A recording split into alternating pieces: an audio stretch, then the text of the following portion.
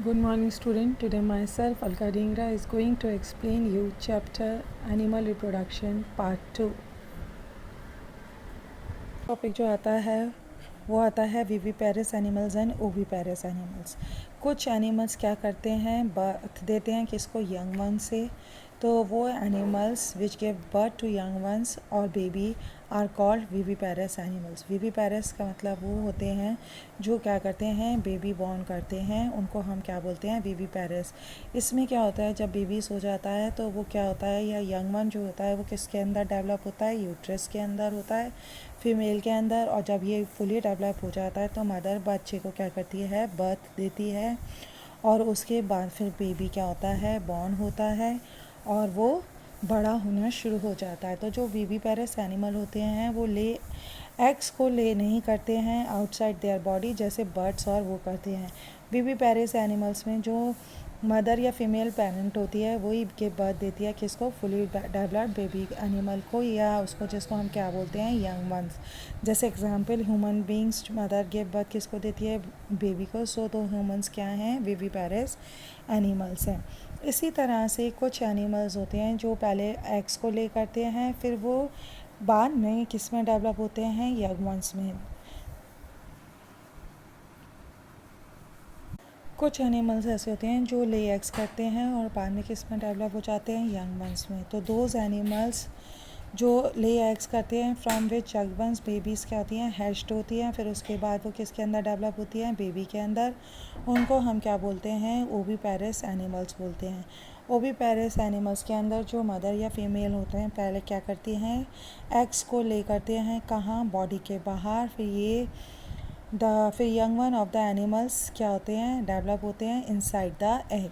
जब development of the young one inside the egg क्या हो जाता है, कंप्लीट हो जाता है, तो एग शेल क्या हो जाता है, ब्रेक हो जाता है, ओपन हो जाता है।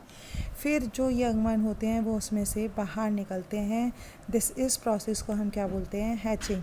जैसे एग्जाम्पल आपने देखा है, जो हैन होता है वो ले एग्स करता है, फिर यंग वन जो है होते हैं उसके डेवलप होते हैं इनसाइड के। जब डेवलपमेंट ऑफ द चिक inside the Hahn egg complete हो जाता है तो एग शेल क्या हो जाता है, ब्रेक और ओपन हो जाता है, और उसके बाद चिक उसमें से बाहर आ जाता है।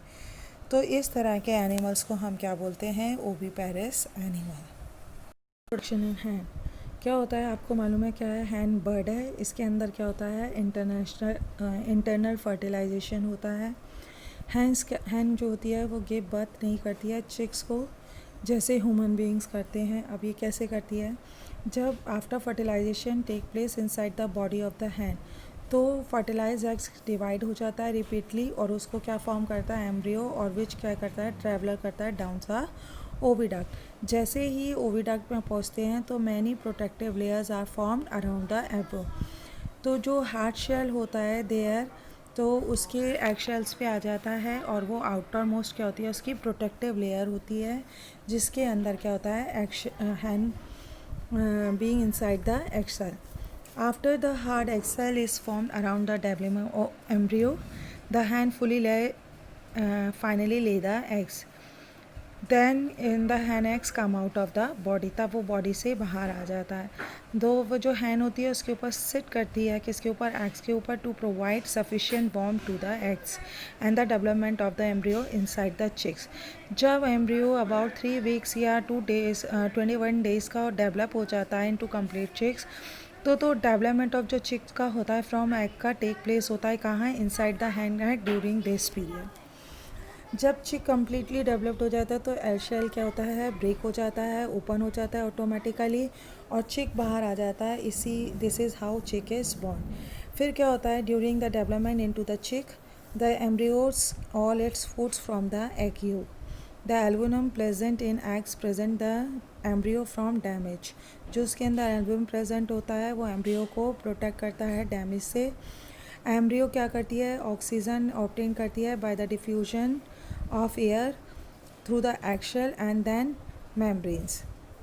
जो जितने भी एम्ब्रियोज होते हैं वो किस में डेवलप होते हैं, इसी तरह से जैसे हैंग सेल में होते हैं। अब इसके अंदर क्या होता है, जब ये चिक्स हो जाता है तो ये फुली डेवलप्ड किसके अंदर हो जाता है, हैन के अंदर। मेटामॉर्फोसिस, मेटामॉर्फोसिस क्या होता है हमें मालूम है। जो नंबर ऑफ़ एनिमल होते हैं जैसे बर्ड्स, फ्रॉग्स एंड इंसेक्ट्स, ये सब कहाँ से आते हैं? एग से आते हैं। जैसे chicks are hatched from the eggs of hen, इसी तरह से जो फ्रॉग्स और सिल्क मॉथ्स होती हैं ये भी किससे हैच्ड होती हैं? देयर एग से। जब chicks come out of the egg hen, in overall appearance is almost as the same as that of adult hen, except that it is much smaller than the hen. लेकिन जब ये chicks हो जाता है, बाहर निकल आता है, तो वो धीरे धीरे किस में डेवलप हो जाता है? एडल्ट हैन में हो जाता है। इसी तरह से देयर उनकी बॉडी में नहीं होता है। तो इसी तरह से but case of animals such as frog and silk moth क्या होता है?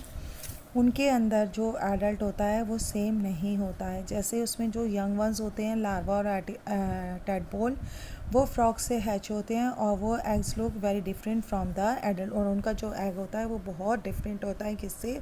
एडल्ट फ्रॉग से। तो the process of transformation from an immature form an animal like larva to its adult form into or more distinct state is called metamorphosis. Metamorphosis क्या हो गया? Transformation होता है इमेच्योर फॉर्म ऑफ एनिमल, जिसको हम क्या बोलते हैं? लार्वा, और फिर वो धीरे धीरे किसके अंदर डेवलप होता है? एडल्ट फॉर्म में होता है, लेकिन वो उसको उसमें 3 to 4 स्टेजेस को क्रॉस करना होता है। तो इसी प्रोसेस को हम क्या बोलते हैं? मेटामॉर्फोसिस बोलते हैं। सिंपल वर्ड में कहें तो जो चेंज ऑफ अ लार्वा होता है वो किसके अंदर कन्वर्ट होता है? एडल्ट एनिमल में। उस प्रोसेस को हम बोलते हैं मेटामॉर्फोसिस। और मेटामॉर्फोसिस किसके अंदर होती है? Amphibians like frogs and insect such as silk moth, butterfly and mosquitoes. Next topic is metamorphosis in frog. जो दो हैचिंग होती है फर्टिलाइज एग की और फ्रॉग की, वो क्या प्रोड्यूस करती है? इमेच्योर यंग वन बोलती है, जिसको हम क्या बोलते हैं? टैडपोल और या लार्वा।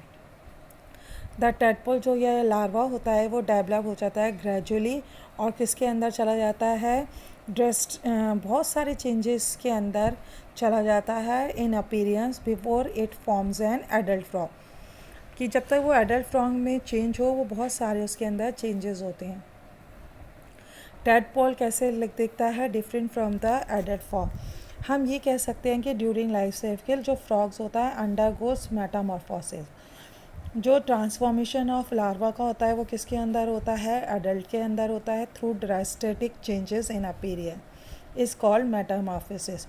जो चेंजेस होता है and tadpole to a frog is an example of metamorphosis. इसको हम कैसे कर सकते हैं? जा चेंजेस इसको हम कैसे करते हैं? जैसे एग फॉर्म हुआ, एग क्या हुआ? हैच हुआ, हैच के बाद वो किस में कन्वर्ट हुआ? टैडपोल में। टैडपोल या लार्वा में। टैडपोल और लार्वा के अंदर बहुत सारे चेंजेस होते हैं उसके अपीयरेंस के अंदर, और बाद में वो किस में कन्वर्ट होता है? एडल्ट फ्रॉग के अंदर वो चेंजेस हो जाता है। और जो टैडपोल होता है वो खाली किसके अंदर रहता है? पानी के अंदर रहता है। टैडपोल के अंदर क्या होती है? एक लॉन्ग टेल होती है जो उसको हेल्प करती है स्विमिंग में। फिर टैडपोल किससे ब्रीथ करता है? गिल्स के अंदर। फिर वहीं पर वो क्या करता है? टाइनी वाटर प्लांट्स या स्मॉल एक्वाटिक एनिमल्स को खाता है। धीरे धीरे वो किसके अंदर कन्वर्ट हो जाता है? एडल्ट फॉर्म में, by losing many old feature of its body and develop new body features in many stages. इस समय के दौरान वो क्या करता है? अपनी बॉडी के जो पुराने फीचर्स होते हैं उनको लूज़ करता जाता है और नए फीचर्स को क्या करता है? गेन करता है, और फिर वो किस में कन्वर्ट हो जाता है? एडल्ट फ्रॉग में। एडल्ट फ्रॉग जो होता है वो वाटर में भी रहता है एज वेल एज लैंड पे भी रहता है। First is in silk moth. Silk moth भी क्या है? इंसेक्ट है लाइक बटरफ्लाई। ये भी कहाँ जाती है? Under Metamorphosis during its life cycle. Silk moth passes through the larva and pupa stages during its development after hatching from the egg and forms a silk moth. ये भी किसके अंदर जाती है? पहले किस में कन्वर्ट होती है? लार्वा में, फिर प्यूपा स्टेज में, फिर उसके बाद ये एग से बाहर आती है, फिर उसके बाद वो किस में कन्वर्ट होती है? सिल्क मॉथ में। तो जो वेरियस स्टेजेस होते हैं अंदर सिल्क मॉथ में क्या होते हैं? पहले एग हैच होता है, कन्वर्ट होता है कैटरपिलर लार्वा में, फिर मेटामॉर्फोसिस होता है प्यूपा में, फिर मेटामॉर्फोसिस होता है, फिर वो किस में कन्वर्ट होता है? सिल्क मॉथ में। आपको मालूम है ये सारे जो चेंजेस होते हैं कैटरपिलर टू सिक्स मॉथ, ये किसका एग्जाम्पल होता है? मेटामॉर्फोसिस का एग्जाम्पल होता है। आपको ये भी ऑब्जर्व होना चाहिए जितने भी चेंजेस होते हैं बॉडी अवेयर में जब हम ग्रो करते हैं, पर ये ड्रेस्टिक चेंजेस नहीं होते हैं। ह्यूमन बीइंग्स में जो बॉडी पार्ट्स होते हैं या इन एडल्ट्स में वो सिमिलर होते हैं किसके?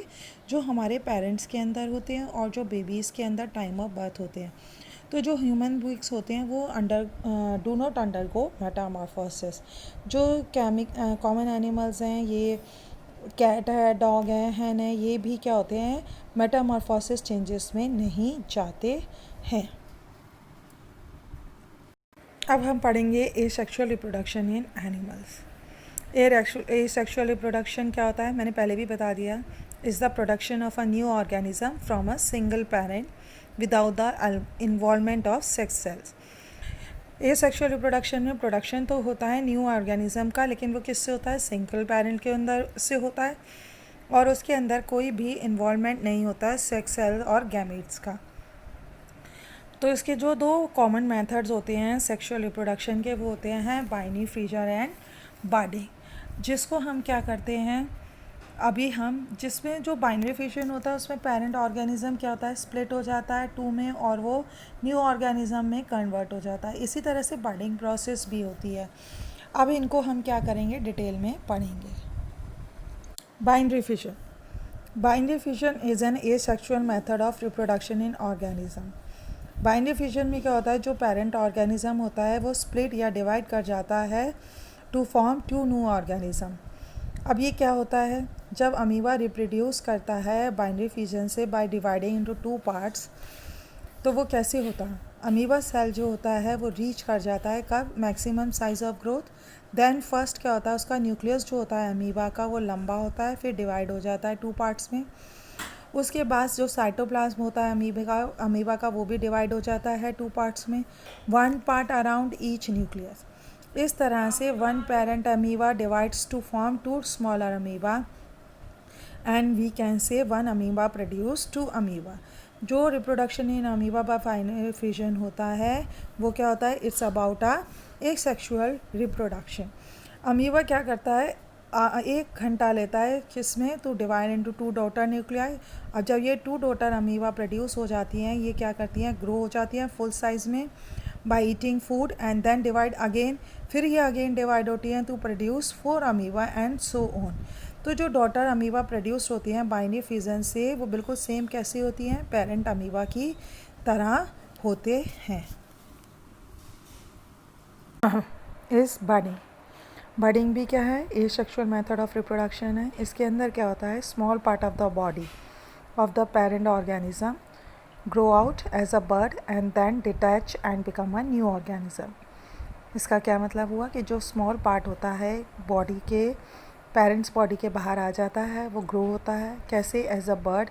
फिर उससे वो अलग हो जाता है और धीरे धीरे न्यू ऑर्गेनिज्म में ग्रोन हो जाता है। हाइड्रा जो है आपको मालूम है मल्टी सेलुलर और एनिमल है। हाइड्रा जो रिप्रोड्यूस करता है किसके प्रोसेस से करता है? बर्डिंग से। जो हाइड्रा में सबसे पहले क्या निकलती है? बाहर एक छोटी सी आउटग्रोथ निकलती है जिसको हम क्या बोलते हैं? बर्ड। या तो वो on the side of the body होती है जिसमें क्या होता है? रिपीटेड डिवीजन होता है सेल्स का। फिर ये बर्ड क्या होती है? ग्रेजुअली ग्रो करती है टू फॉर्म स्मॉल हाइड्रा। उसके अंदर पहले क्या डेवलप होता है? माउथ और टेंटिकल्स। एंड फाइनली क्या होता है? दैट जो टाइनी न्यू हाइड्रा होता है वो डिटैच हो जाता है itself from the body of a parent hydra, और वो कैसे रहने लगता है? एज अ सेपरेट ऑर्गेनिज्म में। इस तरीके से क्या होता है? जो पेरेंट हाइड्रा होता है वो प्रोड्यूस करता है न्यू हाइड्रा। तो ये जो हाइड्रा रिप्रोड्यूस करता है sexually bye growing from its body. इसी प्रोसेस को हम क्या बोलते हैं? बर्डिंग प्रोसेस बोलते हैं, जो आपको इस डायग्राम में हम दिखा रहे हैं। यस, क्लोनिंग क्या होता है? Cloning is the production of N exact copy of an animal bye means of asexual reproduction. Cloning मतलब होता है कि प्रोडक्शन करते हैं हम किसी भी एनिमल का जो बिल्कुल कैसी होती है? Exact copy of animal by process of asexual reproduction. इसमें क्या होता है, यानी जो भी कोई भी टू एनिमल्स होते हैं जो क्या करते हैं एग्जैक्टली सेम जीन्स प्रोड्यूस करते हैं, उनको हम क्या बोलते हैं, जेनेटिकली आइडेंटिकल। और जो जेनेटिकली आइडेंटिकल होते हैं इस अपने पेरेंट्स, उनको हम क्या बोलते हैं, clone. Clone is an exact copy of its parent. तो जो cloning of a large animal होती है वो सक्सेसफुली डन हुई for the first time by Ian Wilmut and his colleagues at the Roslin Institute in Edinburgh, Scotland में। उन्होंने एक clone sheep किया और उसको नाम दिया डॉली, उसको फ्रॉम पेरेंट्स शीप से। और उसको क्या नाम था उनके पेरेंट शीप का, Finn Dorset sheep as a female sheep and. और जो डॉली थी वो क्लोन शीप थी, वो बॉर्न हुई। ये कर लेते हैं cloning of Dolly sheep. Dolly sheep को कैसे क्लोन किया गया था? फर्स्ट क्या किया हमने, नॉर्मल बॉडी सेल को रिमूव किया, किसके, mammary gland of female Finn Dorset sheep, जो क्या थी, जिसको हमने क्लोन करना था। अब इस अनफर्टिलाइज सेक्स को हमने क्या किया, ले लिया उससे, फीमेल स्कॉटिश ब्लैक शीप से, और उसका एंड इट्स न्यूक्लियस जो क्या कंटेन करता है, क्रोमोसोम को, उसको रिमूव कर दिया। और एग सेल को क्या कर दिया, एम्प्टी कर दिया, जिसके अंदर क्या नहीं था, न्यूक्लियस नहीं था। अब जो न्यूक्लियस, फिर हमने थर्ड स्टेप क्या किया, जो न्यूक्लियस था normal body cell of Finn Dorset sheep का, उसको हमने किसके अंदर इंसर्ट कर दिया, empty cell of Scottish black sheep, blackfish sheep के अंदर, और उसके अंदर न्यू एग सेल ऑब्टेन्ड हो गया, और जिसके अंदर क्या था, न्यूक्लियस किसका था, फिन डॉजर शीप का। अब क्या हुआ, जो न्यू एग सेल था वो इम्प्लांटेड हो गया in the uterus of another female Scottish black sheep के अंदर, मेकिंग इट प्रेग्नेंट, उसको प्रेग्नेंट किया। आफ्टर 148 क्या हुआ, जो प्रेग्नेंट स्कॉटिश ब्लैक शीप थी उसने जन्म दिया किसको, डॉली शीप को। डॉली शीप जो बॉर्न हुई किसके द्वारा, स्कॉटिश ब्लैकफिश शीप से, वो हमने देखा कि वो एग्जैक्टली आइडेंटिकली थी किसके, ओरिजिनल फिन डॉजर शीप के, जिसके हमने न्यूक्लियस लिया था सेल का। तो डॉली जो थी वो क्लोन थी किसकी, फिन डॉजर शीप की थी, जिसका सेल न्यूक्लियस को हमने यूज़ किया था उसको डेवलप करने में। तो जितने भी body cells of Dolly sheep के कंटेन था, उसका जो सेम सेट था क्रोमोसोम का, वो एग्जैक्टली कैसे था, same genes as the Finn Dorset sheep का। तो जो Dolly was given birth by Scottish will has real mother was Finn Dorset sheep, लेकिन उसकी जो रियल मदर थी वो कौन थी, फिन डॉजर थी, जबकि जन्म उसको किसने दिया था, स्कॉटिश ब्लैक फेस ने। तो जो nucleus from the egg cell of इस original black sheep was removed. तो डिलो shown on any sister of the example ये हुआ कि जब हमने स्कॉटिश ब्लैकफिश शीप का न्यूक्लियस को रिमूव किया तो उसके अंदर हमें डॉली के अंदर कोई भी उसके फीचर्स दिखाई नहीं दिए। एडवांटेजेस ऑफ क्लोनिंग, ये क्या था कि हमने जो ये टेक्निक यूज़ की थी क्लोनिंग की, इसने इतना क्या प्रोड्यूस किया, exactly identical copy of domestic animals having favourable characteristics. तो इसके अंदर हमें जो भी चीज़ चाहिए थी वो एग्जैक्ट कॉपी मिल रही थी किसकी, पेरेंट्स की। तो इससे हमें क्या क्या बेनिफिट हुए, जो काव था जो हाई मिल्क यील्ड प्रोड्यूस करते थे उसको हमने क्या किया, आइडेंटिकल काउस को विच will give birth high yield, उसको बॉर्न करना शुरू किया। जो शीप जो हमें क्या देते थे, high yield of superior quality wool देते थे, उसको कैन बी क्लोन किया to produce exactly identical sheep which will give high yield of superior quality wool. तो जितने भी ये क्लोनिंग थी मैमल्स की हैव क्या था, इनकी कुछ डिसएडवांटेजेस भी थी, जैसे मैनी क्लोन्ड एनिमल्स डाइड हो गया, वो बिफोर बर्थ और डाइड हो जाते थे, या आफ्टर द बर्थ के बाद जल्दी ही मर जाते थे। तो इनके अंदर हमें कुछ नॉर्मेलिटीज़ भी दिखाई दी जो कि क्या थी, हमारे लिए फ़ायदेमंद नहीं थी। Thank you, I hope you will understand the chapter. If there is any problem, ask me in online classes.